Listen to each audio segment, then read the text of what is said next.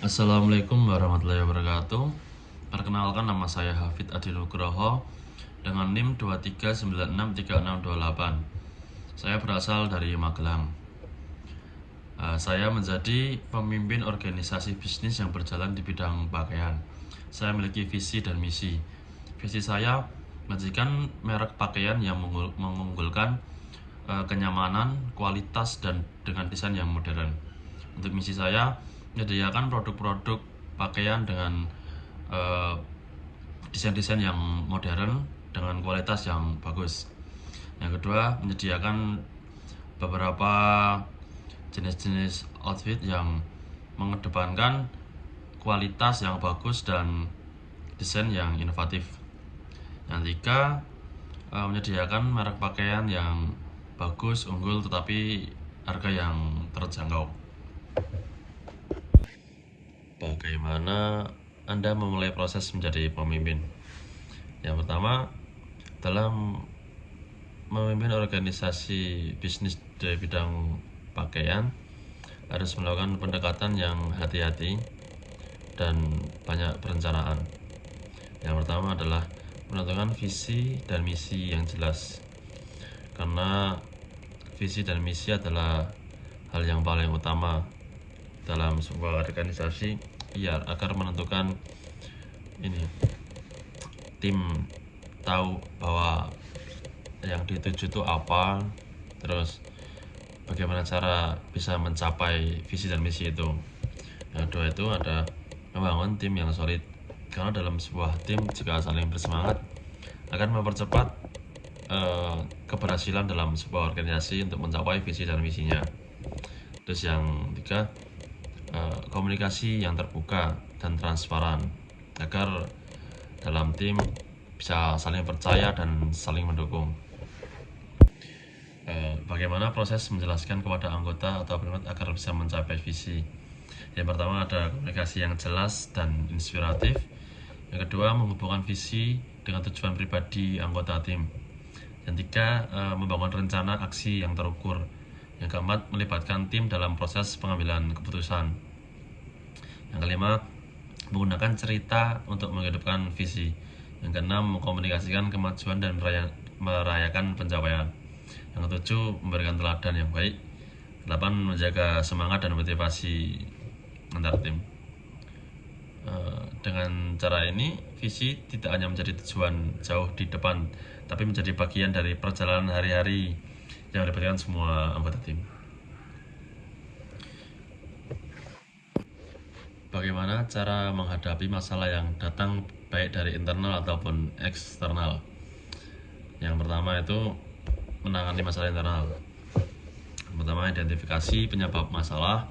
Yang kedua, bangun komunikasi yang terbuka. Yang ketiga, solusi kolaboratif. Dan yang keenam, mengembangkan keterampilan dan pelatihan. Ciptakan lingkungan yang kerja yang sehat. Penting untuk menciptakan budaya kerja yang sehat di mana setiap orang merasa dihargai dan didukung. Jika ada ketegangan atau konflik, saya akan mengadakan mediasi untuk menyelesaikan masalah secara konstruktif dan mencari jalan tengah yang bisa diterima oleh semua pihak. Kalau menangani masalah eksternal, yang pertama ini mengantisipasi dan menghadapi perubahan pasar. Yang kedua, pengelolaan resiko. Yang ketiga, menjaga hubungan yang baik dengan mitra pelanggan. Yang keenam, mendengarkan umpan balik dari pelanggan. Ketika menghadapi masalah internal seperti ketidakpuasan pelanggan atau alasan negatif, saya akan melihatnya sebagai kesempatan untuk memperbaiki dan belajar. Kesimpulannya, menghadapi masalah internal maupun eksternal memerlukan pendekatan yang sistematis dan adaptif. Terima kasih. Gaya kepemimpinan apa yang Anda pakai? Jelaskan kenapa dan berilah contoh. Saya menggunakan gaya kepemimpinan transformasional. Mengapa saya memilih gaya ini? Saya memilih gaya ini karena saya percaya bahwa untuk membangun organisasi yang sukses penting memotivasi tim secara emosional dan intelektual. Gaya ini memungkinkan saya untuk memberikan visi yang jelas dan menginspirasi tim untuk bekerja keras mencapai tujuan organisasi. Contohnya, misalnya dalam bisnis pakaian saya, akan berfokus pada bagaimana menciptakan produk yang tidak hanya menguntungkan tetapi juga memberikan dampak yang positif bagi masyarakat dan lingkungan, seperti mengurangi limbah atau menggunakan bahan ramah lingkungan. Saya akan berbicara kepada tim tentang bagaimana kontribusi mereka dalam menciptakan pakaian ini lebih dari sekedar pekerjaan, tetapi sebuah misi untuk menciptakan perubahan dan industri fashion dengan administrasi tim untuk melihat dampak yang lebih besar dari pekerjaan mereka. Mereka akan lebih termotivasi untuk memberikan performa yang terbaik dan melampaui ekspektasi. Bagaimana cara Anda mengambil keputusan dalam menjalankan organisasi tersebut? Nah, langkah saya yang pertama, menetapkan tujuan yang jelas. Yang kedua, mengumpulkan data yang relevan. Tiga, melibatkan tim yang terkait. Empat, mengidentifikasi opsi yang ada. Yang kelima adalah mengevaluasi kelebihan dan kekurangan setiap opsi. Yang keenam, mempertimbangkan resiko. Yang ketujuh, memastikan konsistensi dengan nilai-nilai organisasi.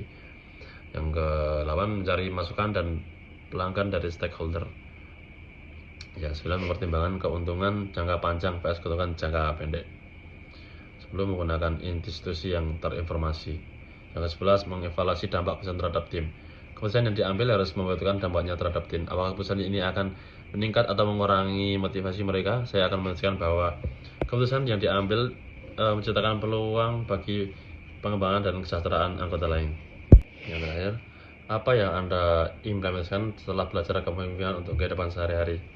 Yang pertama adalah membangun komunikasi yang terbuka dan jelas. Yang kedua, memperdayakan orang lain. Yang ketiga, menerapkan kepemimpinan dengan teladan. Yang keempat, meningkatkan kemampuan mengambil keputusan, menjadi pemecah masalah yang proaktif, membangun hubungan yang kuat dan bermakna, mengelola konflik dengan bijak, menghargai keberagaman dan inklusi, keseimbangan antara tugas dan kesejahteraan. Terima kasih. Wassalamualaikum warahmatullahi wabarakatuh.